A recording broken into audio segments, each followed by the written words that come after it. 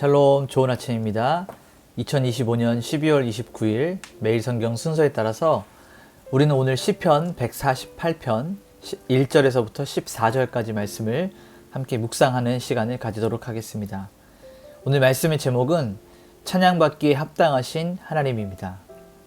이제 우리가 미가서 말씀을 끝내고 다시 시편 말씀으로 돌아왔는데, 이 시편 148편은 이 시편의 마지막 5편, 할렐루야로 시작해서 할렐루야로 끝나는 5편의 시편 중에 하나로, 하늘의 모든 존재부터 땅의 모든 피조물에 이르기까지 온 우주 만물이 창조주 여호와를 찬양하라고 명령하는 이 우주적인 찬양시가 담겨있는 것이 바로 시편 148편의 말씀입니다. 먼저 앞부분에는 하늘의 세계에 대한 이 찬양을 요청하는 부분들이 나오게 됩니다. 천사들, 주의 군대, 해와 달과 별과 하늘 위의 물, 이 모든 것들은 하나님의 명령으로, 말씀으로 창조가 되었고 영원히 변하지 않을 규례를 따라서 존재하기 때문에 하나님을 찬양해야만 했습니다. 또 땅의 세계에 대한 찬양을 요청합니다.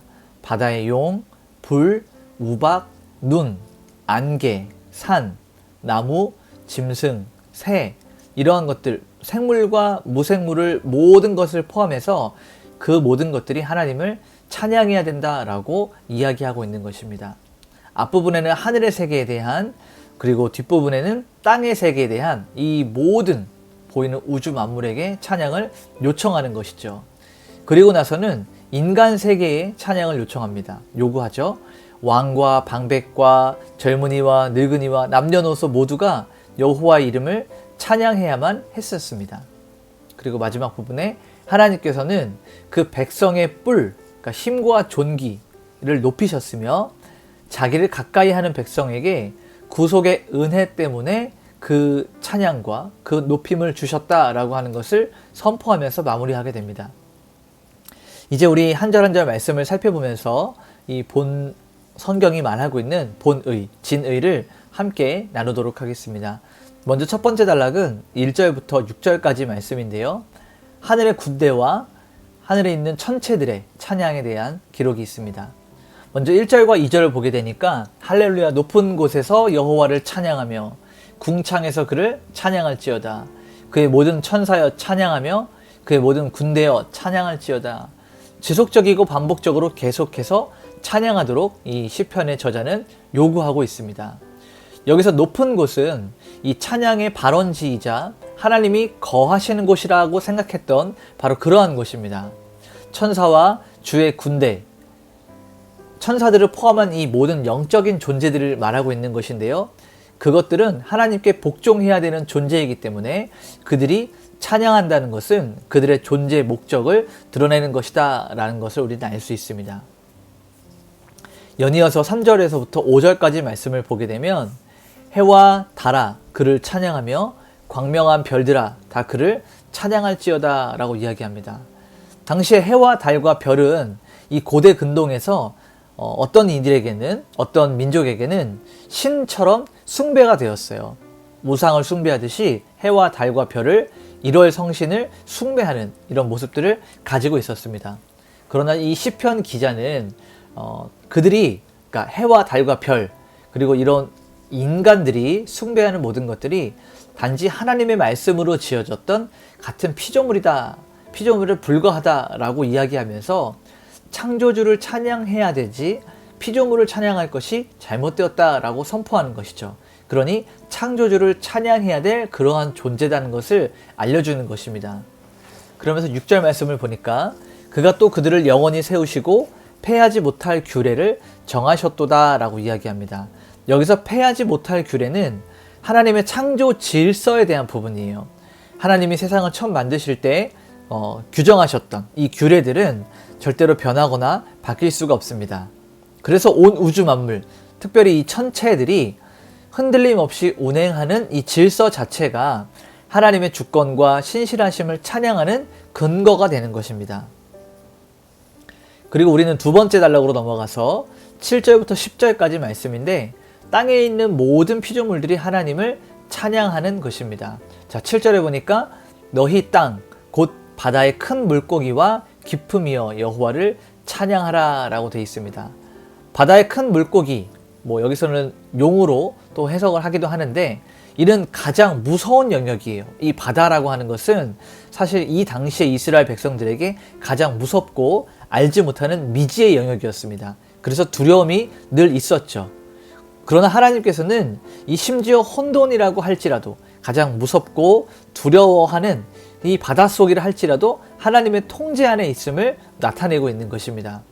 땅의 가장 깊은 곳까지 찬양이 일어나야 돼요. 우리가 표면적인 것뿐만 아니라 우리 가장 깊은 온 우주 만물 끝에서도 하나님을 찬양하는 이 찬양이 흘러나와야 합니다. 또 8절을 보니까 불과 우박과 눈과 안개와 그의 말씀을 따르는 광풍에 대해서 이야기합니다. 그의 말씀을 따르는 광풍이라고 하는 것은 자연재해로 여겨지는 모든 현상들을 의미합니다. 불이나 폭풍우가 불어지거나 혹은 눈이 내리거나 이러한 것들도 하나님의 명령, 하나님의 말씀이라는 이 통치 수단에 절대적으로 복종하는 존재들입니다. 불이 나는 것, 폭풍우가 부는 것, 눈이 오는 것, 이것조차도 하나님께 순종해야 되고 하나님께 복종해야 되는 피조물이라는 거죠. 다시 말하면 하나님의 말씀대로만 움직일 수 있는 그러한 존재들입니다. 또 9절과 10절을 보게 되니까 이 생물들이 찬양하는 것을 나와요. 산과 작은 산과 과목과 새와 짐승들, 이런 모든 것들이 나오게 되는데, 모든 지형과 생물은 각자에게 주어진 방식대로 창조주 하나님을 증거하며 찬양하고 있어요. 여러분, 이 나무는 우리가 보기에는 그냥 길가에 있는, 산에 있는 나무라고 생각하지만, 그 나무는 자기에게 주어진 하나님께서 주신 그 방법대로 하나님을 찬양하고 하나님을 드러내고 있는 것입니다. 자, 마지막 세 번째 단락을 보게 되면 11절에서부터 14절까지 말씀인데, 여기에는 이제는 인간의 특별한 찬양 이유를 설명하고 있어요. 자, 11절과 12절을 보게 되니까 세상의 왕들과 모든 방백들이며 젊은이와 처녀와 노인과 아이들이 남녀노소, 그렇죠? 지위 고하를 막론하고 우리 모두가 다 하나님을 찬양하는 자리에 있어야 된다라고 하는 겁니다. 사회적 지위가 높다고 해서 찬양하지 않는 것이 아니라, 사회적 지위가 높은 왕이든 그의 참모들인 방백들이든 나이든 노인이든 어린 아이든 젊은 남자이든 또 처녀든 모두를 막론하고 모든 인간은 찬양을 해야 될 의무를 가진다는 것이죠. 다시 말하면 찬양은 어떤 특정 계층의 전유물이 아닙니다. 우리가 이것을 기억해야 됩니다. 또 13절을 보게 되니까 여호와의 이름을 찬양함은 그 이름이 홀로 높으시며 그의 위엄이 천지 위에 뛰어나심이로다 라고 기록되어 있습니다. 여러분, 우리가 오늘 말씀을 통해서 배운 것이 여기 나오게 되죠. 우리가 어제 주일 설교 말씀에서 이름이라는 것이 단순한 호칭이 아니라 그 사람 혹은 여호와 하나님의 존재라고 말했습니다. 그러니까 여호와의 이름을 찬양한다라고 하는 것은 여호와 하나님의 그 존재 자체를 높이고 찬양한다라는 것이죠. 하나님의 위엄 앞에 이 우주 만물이 엎드려서 홀로 높으신 여호와 하나님을 찬양하는, 그런 하나님은 높임 받으시기 합당하신 존재다라는 것을 선포하고 있는 것입니다. 마지막 14절을 보게 되면 그가 그의 백성의 뿔을 높이셨으니, 하나님이 당신의 백성의 뿔을 높이셨으니 그 모든 성도 곧 자기를 가까이 하는 이스라엘 자손의 찬양을 받으실지어다 할렐루야 하면서 이렇게 끝나게 됩니다.